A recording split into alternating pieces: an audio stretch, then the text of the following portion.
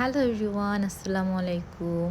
আমরা কক্সবাজার সেকেন্ড দিন green nature থেকে চেক আউট করি। এরপর আমরা চলে যাই সাইমন হেরিটেজে, যেটা আমাদের নেক্সট ডেস্টিনেশন ছিল। ঢুকতে ওদের রিসেপশনটা অনেকটা এরকম ছিল অ্যান্ড ওরা আমাদেরকে একটা ওয়েলকাম জুস দেয়। এটা ম্যাঙ্গো জুস ছিল এবং প্যাকেট ছিল না। এই জায়গাটা ওদের হচ্ছে বেশি সুন্দর এবং আমি দেরি না করে চটপট কয়েকটা ছবি তুলে ফেলি। আমরা এখানে ওদের কুইন স্যুটটা নিই। আমার ধারণা ছিল কুইন স্যুট হবে হচ্ছে দরজাটা খুলবো, সামনে একটা বেড হয়ে যাবে। কারণ ৫,৫০০ টাকা দিয়ে ডিসকাউন্ট চলছিল। ৫,৫০০ টাকা দিয়ে এই রুম আমি এক্সপেক্টই করিনি। ফার্স্টে ঢুকতে এরকম সোফা, টেবিল, ডাইনিং টেবিল সহ টেলিভিশন দিয়ে একটা রুম সাজানো।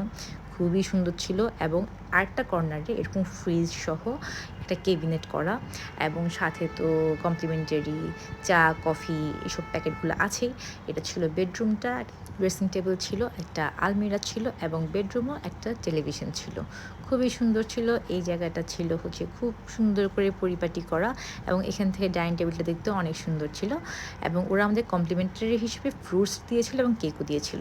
এটা ছিল হচ্ছে টয়লেটটা। আমি একটু দেখিয়ে দিচ্ছি আপনাদেরকে দেখতে কেমন। এবং এটা ছিল শাওয়ার স্পেসটা আলাদা করা। আমার কাছে ছিমছামের মধ্যে খুবই ভালো লাগছিল, কারণ এক্সপেক্টই করিনি যে ৫,৫০০ টাকা দিয়ে আমি একটা এরকম জায়গায় থাকবো। সাইমন হেরিটেজটা আসলে ওদের আগের সাইমনটা যেখানে ছিল ওই জায়গাটাতেই।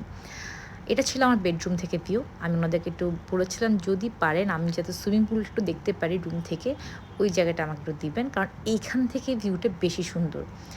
এরপর আমি দেখাই আপনাদেরকে আলমারির ভিতর কী কী ছিল। এই ধরনের ২টা বাথটব দেওয়া ছিল। বাথটাবের পাশাপাশি হচ্ছে ওদের শু পলিশ এবং হচ্ছে কমপ্লিমেন্টারি হিসেবে ওদের স্যান্ডেল এবং এরপর একটা লকার সিস্টেম ছিল, যেটা ভেরি ভেরি ভেরি ইম্পর্ট্যান্ট আমার কাছে মনে হয় কক্সবাজার গেলে।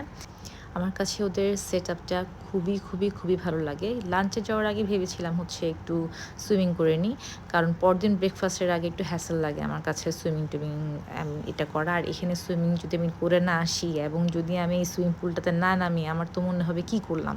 এত সুন্দর একটা জায়গা। এরপর একটু সুইমিং টুইমিং করার পরে খুব ভালো লাগছিল আসলে জায়গাটা, এবং অনেক বেশি রোদও ছিল না, একটু হালকা বৃষ্টিও পড়ছিল একটু পরপর। আর সাথে একটু আইস লেমন টি ট্রাই করলাম, ভালো লেগেছে ওদের আইস লেমন টিটাও আমার কাছে ওদের এই জায়গাটা অনেক বেশি সুন্দর লাগছে ইন টোটাল, এবং এটাই হচ্ছে ওদের মেইন অ্যাট্রাকশন। এরপর রাতে আমরা হচ্ছে আবার একটু চিন্তা করি হচ্ছে ওদের সুইমিং পুল সাইডে হচ্ছে ক্যান্ডেল লাইট ডিনার করবো, কিন্তু এটা পসিবল হয় নাই বৃষ্টি থাকার কারণে। তখন আমরা একটা জাস্ট চকলেট মিল্কশেক খেয়ে চলে আসি। এরপর ব্রেকফাস্টের আগে পরদিন আমরা হচ্ছে একটু ভিডিও করে ব্রেকফাস্টে যাই। ব্রেকফাস্টে হচ্ছে অনেক ধরনের জুস ছিল, সাথে হচ্ছে ওরা এইভাবে খুব সুন্দর করে সেট করেছে। সাথে হচ্ছে ওদের একটা টমেটো স্যুপ ছিল, যেটা আমি ট্রাই করি নাই, কারণ আমি সকালবেলা ঘুম থেকে উঠে মাত্র টমেটো স্যুপ খেতে পারি না।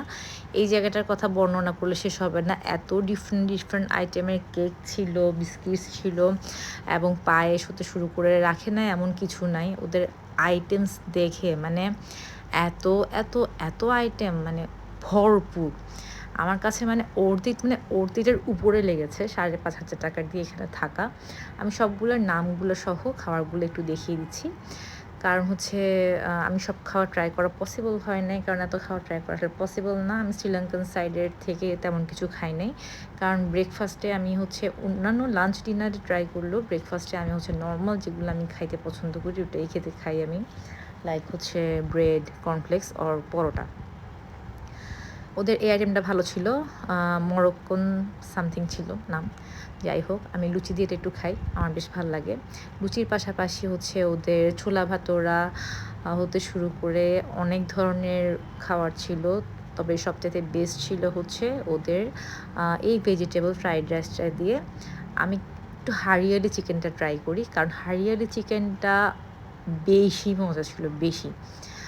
আমার খুবই ভালো লাগছে ওদের। অবশ্য সাইমনের খাওয়া নিয়ে তেমন কিছু বলার কিছুই নাই, কারণ সাইমনের খানা অলওয়েজ অলওয়েজ অলওয়েজ গুড।